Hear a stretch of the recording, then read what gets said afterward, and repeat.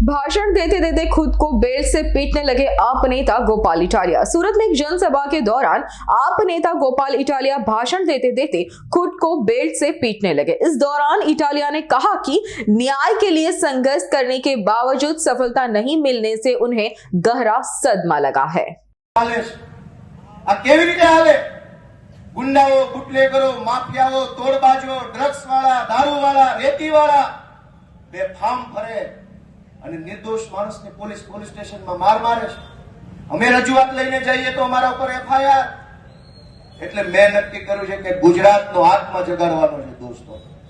અને મેં નક્કી કર્યું છે કે અમે ન્યાય નથી અપાવી શક્યા દીકરીને, અને એટલે દીકરીને જે પોલીસે પટ્ટા માર્યા છે એ પટ્ટા આજે હું ખાઈશ જાહેરમાં। અને મેં નક્કી કર્યું છે કે આ દીકરીના પટ્ટા માર્યા છે એ પટ્ટા મને મળવા જોઈએ, અને ગુજરાતનો આત્મા જાગવો જોઈએ।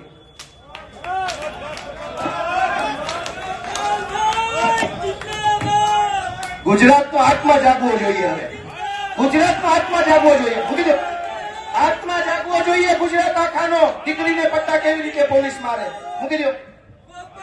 ગુજરાતનો દોસ્તો આત્મા જાગવો જોઈએ। આત્માની અંદર લાગવું જોઈએ દીકરીને પોલીસ કેવી રીતે પટ્ટા મારી શકે। દોસ્તો, આ સજા મને મળવી જોઈએ।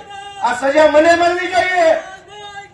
જેને જેને દીકરીઓ, ગુજરાત આખાની દીકરીઓ પર અત્યાચાર કર્યા, સજા મને મળવી જોઈએ। દોસ્તો, અમે ન્યાય નથી અપાવી શક્યા એનો મને અફસોસ થાય છે। અમે ન્યાય નથી અપાવી શક્યા। દોસ્તો, હું ગુજરાતનો આત્મા જગાડવા માંગુ છું। કોઈ અમને જિંદગીભર મત ન આપતા, અમને હરાવી દેજો, પણ દીકરીઓને ન્યાય અપાવવા માટે તમારા આત્મા જગાડો। તમારા આત્મા જગાડો। અમને આખી જિંદગી મત ન દેતા, હરાવી દેજો।